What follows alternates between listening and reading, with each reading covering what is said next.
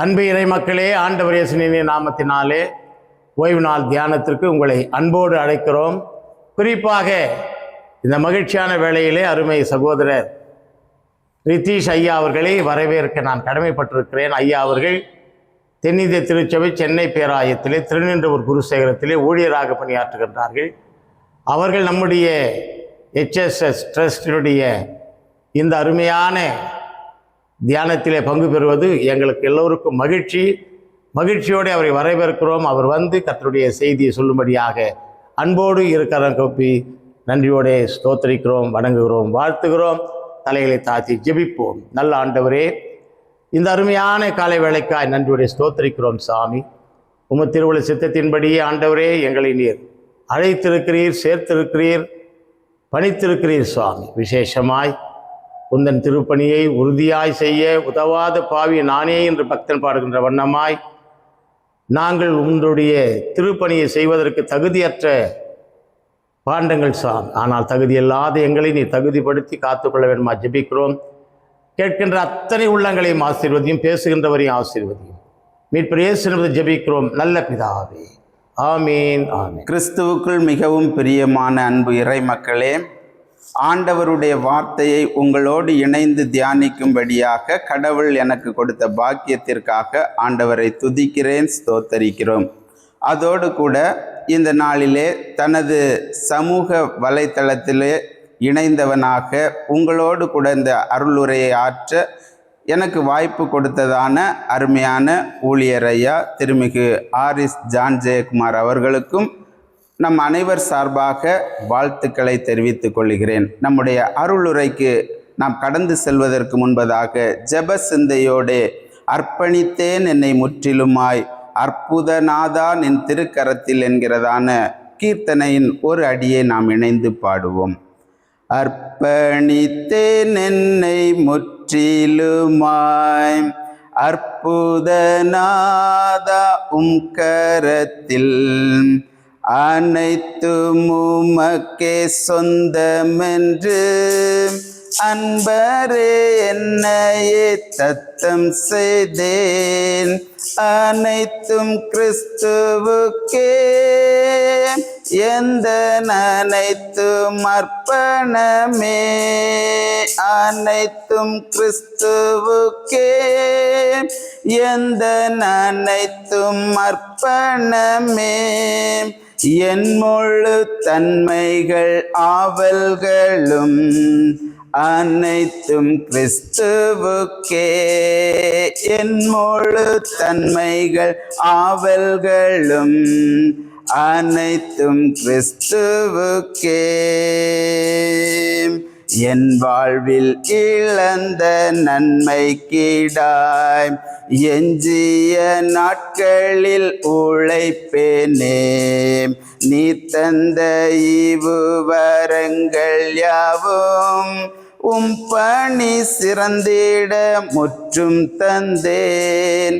அனைத்தும் கிறிஸ்துவுக்கே எந்த அனைத்தும் அர்ப்பணமே, அனைத்தும் கிறிஸ்துவுக்கே எந்த அனைத்தும் அர்ப்பணமே. என் முழு தன்மைகள் ஆவல்களும் அனைத்தும் கிறிஸ்துவுக்கே, என் முழு தன்மைகள் ஆவல்களும் அனைத்தும் கிறிஸ்துவுக்கே. தலைகளை தாழ்த்தினவர்களாக ஆண்டவருடைய சித்தத்திற்கு நம்மை ஒப்பு கொடுக்கும்படியாக ஆண்டவரை நோக்கி பார்ப்போம். அருள் நிறைந்த கடவுளே, ஆற்றல் நிறைந்த உம்முடைய வார்த்தைகளை இணைந்து தியானிக்கும்படியாக உம்முடைய பிள்ளைகளாக உம்முடைய திரு சந்நிதானத்திலே கூடி வந்திருக்கிறோம். அப்பா, உம்முடைய சித்தம் செய்வதற்கு எங்களை ஆயத்தப்படுத்துவதற்காக எங்களை தாழ்த்தி உம்முடைய திருக்கரத்தில் தருகிறோம். ராஜா, எங்கள் கண்மலையும் எங்கள் மீட்பருமாகிய கடவுளே, அடியனின் வாயின் வார்த்தைகளும் எங்கள் அனைவருடைய இருதயத்தின் தியானங்களும் உம்முடைய திரு சந்நிதியில் பிரியமாயிருப்பதாக. ஆமேன், ஆமேன். கிறிஸ்துவுக்குள் மிகவும் பிரியமானவர்களே, இந்த நாளிலே தென்னிந்திய திருச்சபையிலே நாம் இணைந்து தியானிக்கும்படியாக ஒரு நல்லதோர் செம்பொருளை நமக்கு தந்திருக்கிறார்கள். நாம் அனைவருக்கும் தெரியும், தென்னிந்திய திருச்சபையின் நோக்கமானது யோவான் 17ஆம் அதிகாரம் 21வது வசனத்தை அடிப்படையாக கொண்டு நாம் எல்லாரும் ஒன்றாய் இருப்பது போல அவர்கள் எல்லாரும் ஒன்றாய் இருக்க வேண்டும் என்கிறதான ஒரு சிந்தனையை கொடுத்து அந்த செம்பொருளிலே தொடங்கப்பட்டதான நம்முடைய தென்னிந்திய திருச்சபை, அதிலே பயணித்து கொண்டிருக்கின்றதான தென்னிந்திய திருச்சபையானது ஒரே கருப்பொருளை அனைத்து திருச்சபையும் சிந்திக்க வேண்டும் என்கிறதான ஒரு சிந்தனையோடு இந்த ஞாயிற்றுக்கிழமையிலே ஒரு நல்ல செம்பொருளை நமக்கு தந்திருக்கிறார்கள். அருட்பொழிவு திருப்பணி என்பது புகழ்ச்சிக்கானது அல்ல, சேவை செய்வதற்கான அழைப்பு.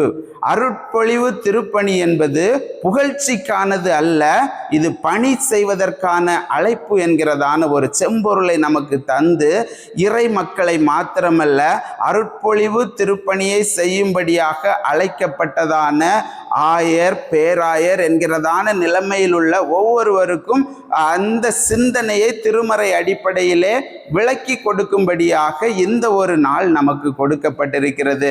அன்பானவர்களே, இந்த நேரத்திலே நம்ம அருளுரைக்கு நேராக கடந்து செல்வதற்கு முன்பதாக உங்களோடு ஒரு உண்மையான சம்பவத்தை நான் பகிர்ந்து கொள்ள விரும்புகிறேன். அனைவருக்கும் தெரியும், போப் ஆண்டவர் என்று ரோமன் கத்தோலிக்க திருச்சபையிலே சொல்லுவார்கள். அவர் அந்த ரோமன் கத்தோலிக்க திருச்சபை ஏன் கிறிஸ்தவ அந்த திருச்சபைகளுக்கெல்லாம் ஒரு தலைவராக கருதப்படுகிறவர். அவரை பார்க்க வேண்டுமென்றால் மிகவும் சிரமமான காரியம். அவரோடு கூட தனிமையிலே ஒரு பேட்டி காண வேண்டும், ஒரு பேச்சு பேச வேண்டும் என்றால் அது மிக சிரமமான காரியம். இது பல நூற்றாண்டுகளுக்கு முன்பதாக அன்னை தெரசா என்கிறதான நம்முடைய தேசத்தில் வாழ்ந்த கடவுளுடைய சேவகிக்கு இந்த வாய்ப்பு கொடுக்கப்படுகிறது. போப்பாண்டவரை பார்க்கும்படியாக அவர்கள் ரோம் நகருக்கு பயணம் செய்கிறார்கள். தன்னுடைய உதவியாளரோடு இன்னும் ஒரு வாகன ஓட்டுநரோடு ரோம் நகரிலே வீதியிலே காரிலே பயணம் செய்து கொண்டிருக்கிறார்கள். அவ்விதமாக பயணம் செய்து கொண்டிருக்கும் பொழுது அந்த ரோட்டோரத்திலே ஒரு மனிதன் குற்றுயிராக சாகும் நிலைமையிலே கிடக்கும் பொழுது அவர் அந்த வாகனத்தை நிறுத்த சொன்னவராக, ஓட்டுநரே வாகனத்தை நிறுத்தும், நான் அந்த தம்பியை போய் பார்த்து வருகிறேன் என்று சொல்லி அவர்கள் சொல்லுகிறார்கள். உடனே உதவியாளர் சொல்லுகிறார், அம்மா, போப் ஆண்டவரை பார்ப்பது மிகவும் அரிதான காரியம், அந்த வாய்ப்பு உங்களுக்கு கொடுக்கப்பட்டிருக்கிறது. இப்பொழுது நீங்க அந்த அடிபட்டு கிடக்கிற குற்றுயிராக கிடக்கிற அந்த நபரை பார்க்க செல்வீர்கள் என்றால் போப் ஆண்டவரை சந்திக்கும்படியாக உங்களுக்கு கொடுக்கப்பட்டதான வாய்ப்பு பறிபோய்விடும், அதை இழந்து விடுவீர்கள் என்று சொன்னார்கள். இந்த அன்னை தெரசா அவற்றை பொருட்படுத்தவில்லை. வாகனத்தை திறந்தவர்களாக வேகமாக அந்த வாலிபனை நோக்கி, அந்த குற்றுயிராக கடந்த மனிதனை நோக்கி கடந்து செல்கிறார்கள். அவர்கள் பின்னதாக இந்த உதவியாளரும் கடந்து செல்கிறார். அங்கே போய் அந்த அம்மா அந்த குற்றுயிராக கடந்தவனை அங்கே அவர் எப்படியாவது அவனை ஆற்றுப்படுத்த வேண்டும், ஒரு சுகம் கொடுக்க வேண்டும், அவனை பேச வைக்க வேண்டும் என்று முயற்சிக்கிறார்கள். அந்த நேரத்திலே மறுபடியுமாக இந்த உதவியாளர் சொல்லுகிறார், அம்மா, போப்பாண்டவரை சந்திக்கும்படியாக நமக்கு கொடுக்கப்பட்ட நேரம் நெருங்கி விட்டது, இந்த நேரத்தை நாம் இழந்து விடுவோம் என்று சொன்னார்கள். அவர்கள் அதை பொருட்படுத்தவே இல்லை. அந்த குற்றுயிராக கடந்தவனுக்கு சிகிச்சை அளித்து கொண்டிருக்கிறார்கள், முதலுதவி செய்து கொண்டிருக்கிறார்கள். அப்பொழுது மறுபடியுமாக அந்த உதவியாளர் சொல்கிறார், அம்மா, நாம் இந்திய தேசத்திற்கு கடந்து செல்ல வேண்டியதுதான், ஏனென்றால் போப்பாண்டவரை இனிமேல் உங்களால் பார்க்க முடியாது, அவர் எவ்வளவு முக்கியமானவர் என்பது நாம் அனைவருக்குமே தெரியுமே என்று சொன்ன பொழுது இந்த அன்னை தெரசா அம்மா சொன்னார்கள், போப்பாண்டவரை விட மிக முக்கியமான ஒரு நபரை நான் பார்த்து கொண்டிருக்கிறேன். பிரியமானவர்களே, அந்த குற்றுயிராக கடந்த அவனுடைய நிலைமை எப்படிப்பட்டது என்று தெரியாது, ஆனால் அவன்தான் தேவையில் உள்ளவன். அவனை அந்த இடத்திலே அவர்கள் அவனை முக்கியப்படுத்தி போப்பாண்டவரை விட முக்கியமானவர் என்று சொல்கிறார். இந்த செய்தி போப்பாண்டவருடைய செவிகளுக்கு செல்கிறது. போப்பாண்டவர் அவரை விட முக்கியமான ஒருவரை அவரை சந்திக்க வந்த இந்த அன்னை தெரசா பார்க்கிறார்கள் என்று சொன்ன பொழுது அவருக்கு கோபம் வந்திருக்க வேண்டும். ஆனால் அவர் ஒரு இறை அடியவராக இருக்கிறதுனாலே அவருக்கு கோபம் வரவில்லை. மாறாக அவர் ஒரு நல்ல ஒரு வாக்குமூலம் கொடுத்தார். இந்த நூற்றாண்டில் வாழ்ந்து கொண்டிருக்கிற இயேசு கிறிஸ்துவின் உண்மையான ஒரு சீடர் அன்னை தெரசா என்று உலகறிய ஒரு வாக்குமூலம் கொடுத்தார். இவ்விதமாக அருட்பொழிவு என்பது புகழ்ச்சிக்கானதல்ல. ஒருவேளை அவர்கள் போப்பாண்டவரை சந்திப்பதுதான் முக்கியம் என்று சொல்லியிருந்தால் அது அவருடைய புகழ்ச்சியை குறித்திருக்கும். ஆனால் அவர்கள் அதைவிட தேவையில் உள்ள மனிதனுக்கு சேவை செய்வதே, பணி செய்வதே ஆண்டவர் எனக்கு கொடுத்த அருட்பொழிவு என்பதை அவர்கள் உணர்ந்தார்கள். அன்பு பிள்ளைகளே, நாமும் கூட அந்த உணர்வோடு பயணிக்க வேண்டும் என்று கடவுள் எதிர்பார்க்கிறார். இப்பொழுது உங்களுக்கு ஒரு சில காரியத்தை நான் திருமறை அடிப்படையிலே தெளிவுபடுத்த விரும்புகிறேன். அருட்பொழிவு திருப்பணி என்பது அது இறை மக்களுக்காகவும் கொடுக்கப்பட்டது என்பதை உங்களுக்கு விளக்கி கூற விரும்புகிறேன். எப்பொழுது நாம் திருச்சபையிலே திருமுழுக்கு, திருவிருந்து என்கிறதான பரிசுத்த சாக்கிரமந்துகளை எடுத்துக்கொண்டோமோ அப்பொழுதே நாமும் கூட இந்த அருட்பொழிவை பெற்றுக்கொண்டோம் என்கிறதான ஒரு சிந்தனை நமக்கு இருக்க வேண்டும். ஆகவே நாம் அருட்பொழிவு திருப்பணியிலே ஈடுபட வேண்டியவர்கள் என்பதை நாம் உணர்ந்து கொள்ள கடமைப்பட்டிருக்கிறோம். அதிலும் சிறப்பாக இந்த அருட்பொழிவு திருப்பணி என்பது நாம் சொல்லலாம் ஆயர் என்கிறதான நிலைமையில இருக்கிறவர்களுக்கு கொடுக்கப்பட்டது என்றால் உண்மைதான். அது ஏனென்றால் முழு நேரமும் தன்னை ஆண்டவருடைய பணியை செய்யும்படியாக அவர்கள் தன்னை அர்ப்பணித்து ஆண்டவருடைய அழைப்பை ஏற்றுக்கொண்டு முழு நேரமாக நான் ஆண்டவருடைய பணியை முழு உள்ளத்தோடு செய்ய வருகிறேன் என்று சொல்லுகிறவர்களுக்கு திருச்சபை ஒரு அங்கீகாரம் கொடுத்து அவரை இறைப்பணிக்காக, இறைப்பணி பயிற்சிக்காக அனுப்புகிறது. ஆகவே அவர்களுக்கு கொடுக்கப்படுவதுதான் ஒரு விசேஷித்தமான அருட்பொழிவு திருப்பணி. ஆனாலும் கூட இறை மக்களாகிய நம் அனைவருக்குமே அது கொடுக்கப்பட்டிருக்கிறது. தென்னிந்திய திருச்சபையிலே மிக அழகாக நேர்த்தியாக ஒவ்வொரு வாரமும் தலைப்புகள் கொடுக்கப்படுகிறது. சற்று நாட்களுக்கு முன்பதாக வந்து பாருங்கள், சென்று அறிவியுங்கள் என்று நற்செய்தி பணிக்கு நேராக நம்மை அழைப்பு விடுத்தது. அது மாத்திரமல்ல, இந்த நாளிலே அருட்பொழிவு திருப்பணி என்பது புகழ்ச்சிக்கானது அல்ல, அது சேவை செய்வதற்கு, பணி செய்வதற்கு என்பதை அங்கே சொல்லி அருமையான செம்பொருள் கொடுத்திருக்கிறார். இன்னும் வருகின்ற நாட்களிலே ஒரு செம்பொருள் நமக்கு வர இருக்கிறது. அனைத்து இறை மக்களும் அருட்பணியாளர்களே என்கிறதான சிந்தனை வருகிறது. ஆம் பிரியமானவர்களே, திருமறையும் நமக்கு அதை தான் சொல்லுகிறது. எடுத்தவர்கள் வாசிக்கலாமா? 1 பேதுரு 2ஆம் அதிகாரம் 9வது வசனம். 1 பேதுரு 2ஆம் அதிகாரம் 9வது வசனம்.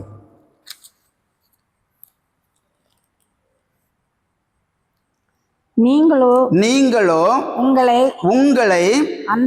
அந்தகாரத்தினின்று தம்முடைய ஆச்சரியமான ஒளியினிடத்திற்கு வரவழைத்தவருடைய புண்ணியங்களை அறிவிக்கும்படி தெரிந்து கொள்ளப்பட்ட சந்ததியாயும் ராஜரீகமான ஆசாரிய கூட்டமுமாயிருக்கிறீர்கள். அன்பு இறை பிள்ளைகளே, இந்த இடத்திலே தேவன் நமக்கு தெளிவாக கூறுகிறார், நாம் அனைவரும் அருட்பணியாளர்களே என்று. இயேசு கிறிஸ்துவும் கூட இந்த உலகத்திலே அருட்பொழிவு பெற்றவராக வந்தார் என்பதற்கு திருமறை வசனங்கள் நமக்கு மிக தெளிவாக சொல்லுகிறது. உதாரணமாக நாம் பார்ப்போம் என்றால், ஏசாயா இறைவாக்கினர் புஸ்தகம் 61வது அதிகாரத்தை எடுத்தோம் என்றால் 61வது அதிகாரம் 1வது வசனத்தை நாம் படிக்கலாமா? ஏசாயா 61:1. கர்த்தராகிய தேவனுடைய ஆவியானவர் என்மேல் இருக்கிறார். சிறுமைப்பட்டவர்களுக்கு சுவிசேஷத்தை அறிவிக்க கர்த்தர் என்னை அபிஷேகம் பண்ணினார். கர்த்தர் என்னை திருநிலைப்படுத்தினார், எனக்கு அருட்பொழிவு அருளினார் என்று இயேசு கிறிஸ்துவை குறித்ததான ஒரு இறைவாக்கு கிட்டத்தட்ட 730 வருடத்திற்கு முன்பதாக ஏசாயா இறைவாக்கினர் சொல்லிவிட்டார். இதே பகுதியை மறுபடியுமாக இயேசுநாதர் வாழ்ந்த காலத்திலே அவர் ஒரு ஜெப ஆலயத்திற்குள்ளாக கடந்து செல்லும் பொழுது ஓய்வு நாளிலே ஜெப ஆலய தலைவன் அந்த நாளில் உள்ள திருமறை பாடத்தை வாசிக்கும்படியான வாய்ப்பை நம் அருள்நாதர் இயேசு கிறிஸ்துவுக்கு கொடுக்கிறார். லூக்கா 4ஆம் அதிகாரத்திலே இது சொல்லப்பட்டிருக்கும், நாம் வாசிக்க வேண்டாம். அந்த இடத்திலே இயேசுநாதர் வேதத்தை எடுத்தவுடனே இந்த ஏசாயா 61:1 அவர் என்ன செய்கிறார், அங்கே படிக்கிறார். படித்து கடவுள் என்னை அபிஷேகம் பண்ணினார் என்று அவர் அங்கே உறுதிப்படுத்துகிறார். அது மாத்திரமல்ல, இயேசுநாதர் அங்கே ஞானஸ்நானம் பெற்ற நேரத்திலே மறுபடியுமாக தூய ஆவியானவர் மூலமாக தேவன் என்ன செய்கிறார், அங்கே மறுபடியுமாக இயேசுவை அருட்பொழிவு கொடுக்கிறதை பார்க்கிறோம். இப்படியாக இயேசுநாதர் அருட்பொழிவு பெற்று ஊழியம் செய்தார். இறை மக்களாகிய நாம் அனைவருமே அருட்பொழிவு பெற்ற ஊழியக்காரர்கள் என்று அழைக்கப்படுகிறோம்.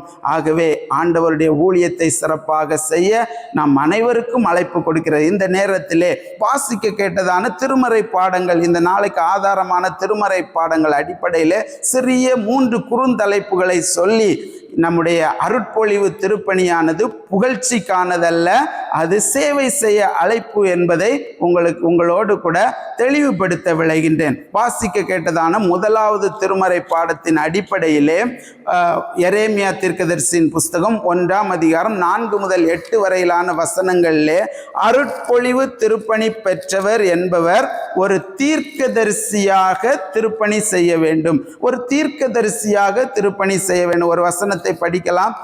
எரேமியா தீர்க்கதரிசியின் புஸ்தகம் 1ஆம் அதிகாரம் 5வது வசனம். எரேமியா 1:5. நான் உன்னை தாயின் வயிற்றில் உருவாகும் முன்னே உன்னை அறிந்திருக்கிறேன். நீ கர்ப்பத்தில் இருந்து வெளிப்படும் முன்னே நான் உன்னை பரிசுத்தப்படுத்தினேன். உன்னை ஜாதிகளுக்கு தீர்க்கதரிசியாக ஏற்படுத்தினேன் என்று எரேமியா இறைவாக்கினரை குறித்து அங்கு கடவுள் சொல்கிறார். ஆகவே அன்பானவர்களே, அருட்பொழிவு திருப்பணியிலே ஈடுபடுகிறவர்கள் அந்த பணியை ஒரு தீர்க்கதரிசியின் திருப்பணியாக செய்ய நமக்கு அழைப்பு கொடுக்கப்படுகிறது.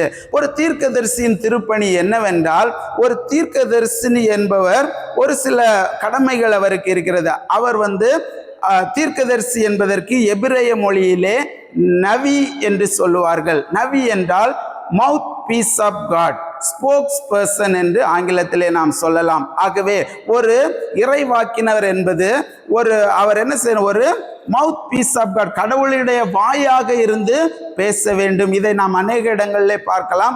உதாரணமாக யாத்ராகமம் புஸ்தகத்திலே அந்த மோசேக்கு அழைப்பு கொடுக்கும் பொழுது என்னுடைய வாயாக இருந்து நீ பேசு என்று கடவுள் அங்கே சொல்லுகிறதை பார்க்கலாம். அது மாத்திரமல்ல, உன்னுடைய வாய்க்கு பதிலாக உன்னுடைய சகோதரன் ஆரோன் அந்த இடத்திலே என்னுடைய வார்த்தைகளை உன் மூலமாக பேசுவான் என்று சொல்லப்படுகிறது. இவ்விதமாக அவர்கள் ஒரு மவுத் பீஸ் ஆஃப் காடா இருக்கிறாங்க.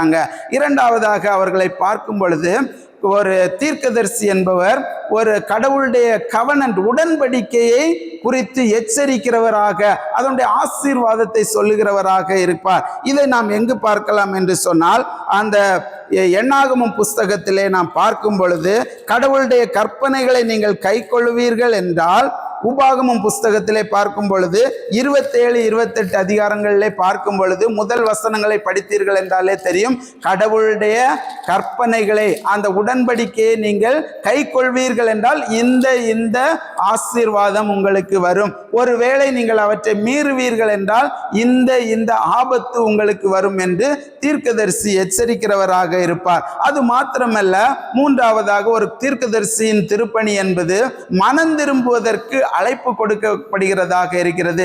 இதையும் நாம் ஏசாயா தீர்க்கதரிசிக்கு அந்த அழைப்பு 6ஆம் அதிகாரத்திலே கொடுக்கப்படுகிறது. நீ போய் என் ஜனங்கள் கேட்டும் கண்டும் உணராமல் இருக்கிறார்கள், அவர்களை போய் எச்சரி என்று சொல்கிறார். அவர்கள் மனம் திரும்பினால் வாழ்வு என்று சொல்லு என்று சொல்கிறார். நாம் யோனா தீர்க்கதரிசியின் வாழ்க்கையை பார்க்கும் பொழுது நினிவே மக்கள் துன்மார்க்கமாய் ஜீவித்துக் கொண்டிருக்கிறார்கள், அவர்களுக்கு நீ போய் எச்சரிப்பின் வார்த்தையை சொல்லு என்று அனுப்புகிறார். நாம் மறுபடியுமாக நமக்கு எளிதாக புரிந்து கொள்ளும்படியாக ஒரு வசனத்தை நாம் படிக்கலாம். இந்த யோவான் ஸ்நானகனை நமக்கு தெரியும். அவருடைய திருப்பணியின் காலத்திலே மத்தேயு 3ஆம் அதிகாரம் 2வது வசனத்திலே யோவான் ஸ்நானகன் அங்கு எச்சரிப்பை கொடுக்கிறார். படிக்கலாம். மத்தேயு 3:2. கர்த்தருக்கு வழியை ஆயத்தப்படுத்துங்கள், ஆ அவருக்கு பாதைகளை சேவை பண்ணுங்கள் என்று வனாந்தரத்திலே கூப்பிடுகிறவனுடைய சத்தம் உண்டென்று ஏசாயா தீர்க்கதரிசினால் சொல்லப்பட்டவன் இவனே. நன்றி. இதனை தொடர்ந்து பார்க்கும் பொழுது அங்கு அவர் விரியன் பாம்பு குட்டிகளே, வரும் கோபத்துக்கு தப்பித்துக் கொள்ளுக்க உங்களுக்கு வகை காட்டினவன் யார் என்றெல்லாம் சொல்வார். ஆகவே மனம் திரும்புதலுக்கான செய்தியை இந்த யோவான் ஸ்நானகன் கொடுப்பார். ஆகவே மவுத் பீஸ் ஆஃப் காடாக ஒரு தீர்க்கதரிசி இருக்க வேண்டும். உடன்படிக்கையை குறித்து எச்சரிக்கிறவராக, அதனுடைய ஆசீர்வாதத்தை சொல்லுகிறவராக இருக்க வேண்டும். அதே போன்று அங்கே ஒரு மனம் திரும்புதலுக்கான அழைப்பை கொடுக்கிறவராக இருக்க வேண்டும். அதே போன்று நடக்க போறதை முன்னறிவிக்கிறவர் தீர்க்கதரிசி. உதாரணத்திற்கு நாம் பார்ப்போம் என்றால், இயேசுநாதர் பிறப்பார் என்பது கிட்டத்தட்ட 735 வருடங்களுக்கு முன்பதாக, அதாவது ஏசாயா 7ஆம் அதிகாரம் 14 படிக்க வேண்டாம், ஏசாயா 7:14 சொல்லியிருக்கிறது. இதோ ஒரு கன்னிகை கர்ப்பவதியாகி ஒரு குமாரனை பெறுவாள் என்று சொல்லப்படுகிறது. அது மறுபடியுமாக மத்தேயு 1வது அதிகாரத்திலே முழுமையடைகிறதை நாம் பார்க்க முடிகிறது. இதற்கு இடைப்பட்ட காலத்தை பார்ப்போம் என்றால் 730 முதல் 740 வருஷங்கள் இருக்கும். இவ்விதமாக அதற்கு முன்பதாக இயேசு கிறிஸ்துவினுடைய பிறப்பை முன்னறிவித்தவர் தான் ஏசாயா தீர்க்கதரிசி. இயேசு கிறிஸ்து இந்த ஊரில் தான் பிறப்பார் என்று மீகா தீர்க்கதரிசி தன்னுடைய 5வது அதிகாரம் 2வது வசனத்திலே அவர் குறிப்பிடுகிறார். இந்த இயேசு கிறிஸ்து பாடுபட போகிறார், மரிக்க போகிறார் என்பதை ஏசாயா தீர்க்கதரிசி மறுபடியுமாக தன்னுடைய 53வது அதிகாரத்திலே பதிவு செய்கிறார். இவ்விதமாக ஒரு இறைவாக்கினவர் என்பது மவுத் பீஸ் ஆஃப் காடாக இருக்க வேண்டும், மனம் திரும்புதலுக்கு அழைப்பு கொடுக்கிறவராக இருக்க வேண்டும். அதே போன்று உடன்படிக்கையை நாம் கை கொள்ள வேண்டும் என்பதை சொல்லிக் கொடுக்கிறவராக இருக்க வேண்டும். நடக்க போகிறதை முன்னறிவித்தலாக இருக்க வேண்டும். இவற்றையெல்லாம் நாம் செய்யாவிட்டாலும் இந்த நாளிலே நடைமுறைக்கு சாத்தியமானது we should be mouthpiece of God. நாம் அனைவரும் கடவுளுடைய வார்த்தைகளை சொல்லுகிறவர்களாக, செயலிலும் சொல்லிலும் சொல்லுகிறவர்களாக வாழ வேண்டும் என்கிற ஒரு அழைப்பு நமக்கு கொடுக்கப்பட்டு, அருட்பொழிவு பெற்றவர்கள் ஒரு தீர்க்கதரிசியாக, இறைவாக்கினராக செயல்பட வேண்டும் என்று திருமறை நமக்கு அழைப்பு விடுக்கிறது. அது மாத்திரமல்ல, வாசிக்க கேட்டதான இந்த நிருப பாடத்தின் அடிப்படையிலே நாம் வாசிக்க கேட்டதான நிருப பாடத்தை பார்க்கும் பொழுது 1 பேதுரு 5ஆம் அதிகாரம் முதல் 4 வசனங்கள், இதை அப்போஸ்தலனாகிய தூய பேதுரு, இயேசு கிறிஸ்துவின் சீடராகிய பேதுரு இதை எழுதுகிறார். அவ்விதமாக அவர் எழுதும் பொழுது அங்கே அவர் அருமையாக பதிவு செய்கிறார். பாருங்கள், படிக்கலாமா? 2ஆம் வசனம், 1 பேதுரு 5ஆம் அதிகாரம் 2வது வசனம். உங்களிடத்தில் உள்ள தேவனுடைய மந்தையை நீங்கள் மேய்த்து கட்டாயமாய் அல்ல மனப்பூர்வமாயும் அவலட்சணமுமான ஆதாயத்திற்காக அல்ல உற்சாக மனதோடே சுதந்திரத்தை இருமாப்பாய் ஆளுகிறவர்களாக ஊழியம் செய்யாதிருங்கள் என்று சொல்கிறார். ஆகவே ஒரு அருட்பொழிவு பெற்றவர் ஒரு தீர்க்கதரிசியாக தன்னுடைய பணியை செய்ய வேண்டும் என்று முதல் திருமறை பாடம் சொல்லுகிறது. 2ஆம் திருமறை பாடமான நிருப பகுதியிலே பேதுரு சொல்லுகிறார், ஒரு அருட்பொழிவு பெற்றவர் ஒரு மேய்ப்பராக செயல்பட வேண்டும் என்று சொல்லுகிறார். அருமையாக அந்த 2வது வசனம் சொல்லுது, உங்களிடத்தில் ஒப்புவிக்கப்பட்ட மந்தையை மேய்க்க வேண்டும் என்று சொல்லல, உங்களிடத்தில் ஒப்புவிக்கப்பட்ட தேவனுடைய மந்தை. அது நம்முடைய மந்தையே கிடையாது. நாம் ஒரு ஊழியராக, ஒரு ஆயராக, ஒரு இறை மக்களாக கூட இருந்து இந்த திருப்பணியை செய்யலாம். நமக்கு கொடுக்கப்பட்டது நம்முடைய மந்தை கிடையாது, அது இயேசு கிறிஸ்துவின் மந்தை, கடவுளின் மந்தை. அந்த மந்தையை குறித்து நாம் கடவுளுக்கு கணக்கு ஒப்புவிக்க வேண்டும். ஆகவே உற்சாக மனதோடே நல்ல ஒரு மேய்ப்பனாக அந்த திருப்பணியை செய்வதற்கு நமக்கு அழைப்பு கொடுக்கப்படுகிறது. இன்னொரு காரியத்தை உங்களோடு தெளிவுபடுத்த, வேதத்தின் அடிப்படையில் தெளிவுபடுத்த நான் விரும்புகிறேன். உதாரணமாக, ஒரு மேய்ப்பன் என்பவர் ஒரு காவல்காரனாக இருப்பான் என்பதிலே சந்தேகமே இல்லை. ஏனென்றால் நமக்கு தெரியும் இந்திய நடைமுறைப்படி மேய்ப்பர்கள் எப்படி இருப்பார்கள் என்று, அந்த யூத தேசத்திலே உள்ள மேய்ப்பர்கள் எப்படி இருப்பார்கள் என்று தெரியும். ஆகவே இயேசு கிறிஸ்து கூட ஒரு இடத்துல சொல்வார், நானே ஆடுகளுக்கு நல்ல மேய்ப்பன் மாத்திரமல்ல, நானே ஆடுகளுக்கு வாசல். என்னை தாண்டிதான் அது மந்தைக்குள்ளாக வர வேண்டும், வெளியே போக வேண்டும். நான் நல்ல வாசலாக இருப்பேன் என்று சொல்வார். ஆகவே நாம் ஒரு நல்ல மேய்ப்பர்களாக இருக்க கடவுள் நம்மை அழைக்கிறார். அருட்பொழிவு பெற்ற ஒவ்வொரு திருப்பணியாளரையும் கடவுள் எவ்விதமாக ஒரு அழைப்பு கொடுக்கிறார் என்று சொன்னால், நாம் எசேக்கியேல் தீர்க்கதரிசியின் புஸ்தகத்திலே இதற்கான ஒரு சில வசனங்கள் இருக்கிறது. எசேக்கியேல் 3ஆம் அதிகாரம் 17வது வசனம். ஏசாயா இறைவாக்கினர் போல எசேக்கியேல் இறைவாக்கினருக்கு 3ஆம் அதிகாரம் 17வது வசனத்திலே கடவுள் சொல்கிற வாக்கை கேளுங்கள்.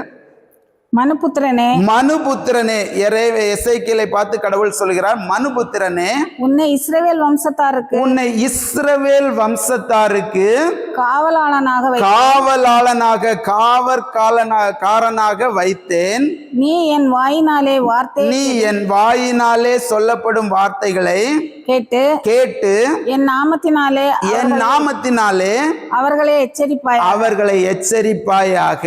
இனி படிக்க வேண்டாம், நான் சொல்லுகிறேன். அதற்கு அடுத்து வருகிற 2 வசனங்கள், நான் ஒருவனை பார்த்து நீ இப்படி இருக்கும் பொழுது, இப்படியே நீ தொடர்ந்தாயினால் சாகவே சாவாய் என்று சொல்லும் பொழுது அவன் மனம் திரும்பி ஆக வேண்டும். நீ சொல்லி அந்த மந்தை மனம் திரும்பவில்லை என்றால் அந்த இரத்த பழி அந்த மந்தையின் மேல் இருக்கும். ஒருவேளை நீ அதை சரியாக அங்கு சொல்லவில்லை என்றால் அவன் அழிந்து போகும்பொழுது அந்த இரத்தப்பழி ஒரு ஊழியக்காரனாக, ஒரு அருட்பொழிவு பெற்ற ஒரு கடவுளுடைய பிள்ளையாக திருப்பணி செய்ய வேண்டிய உன் மீது சுமரும் என்று சொல்கிறார். ஆகவே ஒரு நல்ல மேய்ப்பராக நாம் திருப்பணி செய்ய, ஒரு காவற்காலனாக திருப்பணி செய்ய கடவுள் நம்மை அன்பாய் அழைக்கிறார். ஆகவே அருட்பொழிவு திருப்பணி என்பது புகழ்ச்சிக்கானது அல்ல, அது என்னது, பணி செய்ய அழைப்பு என்று சொன்ன கடவுள் 2 காரியத்தை சொல்கிறார். ஒன்று, நீ தீர்க்கதரிசியாக அந்த திருப்பணியை செய், நீ ஒரு நல்ல மேய்ப்பனாக அந்த திருப்பணியை செய் என்று சொல்கிறார். அதே போன்று 3வது ஒரு காரியத்தை நமக்கு சொல்லி தருகிறார். நாம் வாசிக்க கேட்டதான இந்த நற்செய்தி வேத பாடம் மிகவும் முக்கியமானதாக இருக்கிறது. மத்தேயு 20ஆம் அதிகாரம் 20 முதல் 28 வரையிலான வசனங்களை பார்க்கும் பொழுது, ஒரு அருட்பொழிவு திருப்பணி பெற்றவர் என்பது ஒரு தொண்டராக பணி செய்ய வேண்டும், தொண்டராக திருப்பணி செய்ய வேண்டும். ஒரு தீர்க்கதரிசியாக திருப்பணி செய்ய வேண்டும், ஒரு மேய்ப்பராக திருப்பணி செய்ய வேண்டும், ஒரு தொண்டராக பணி செய்ய வேண்டும் என்று கடவுள் அழைக்கிறார். அன்பானவர்களே, இந்த மத்தேயு 20 முதல் 28 வரையிலான வசனங்கள் சொல்வதை அப்படியே மார்க்கு 10ஆம் அதிகாரம் 35 முதல் 45 வரையிலான வசனங்களிலே சொல்லப்பட்டிருக்கு. நாம் இனி வாசிக்க வேண்டாம், நான் உங்களுக்கு சொல்லிவிடுகிறேன். இங்கே பார்க்கும் பொழுது இயேசுவுக்கு மிகவும் நெருக்கமாக இருந்த சீடர்கள் உங்களுக்கே தெரியும். பேதுரு, யோவான், யாக்கோபு. இந்த பேதுரு தான் இந்த கடித நிருபத்தை எழுதினா. இப்ப நற்செய்தி பார்க்கிறோம். இவங்க யோவானும் யாக்கோபு செபதேயுவின் குமாரர்கள். அந்த நம்ம மத்தேயுல பார்க்கும்போது செபதேயுவின் குமாரர்களின் தாயாகிய என்று வரும்.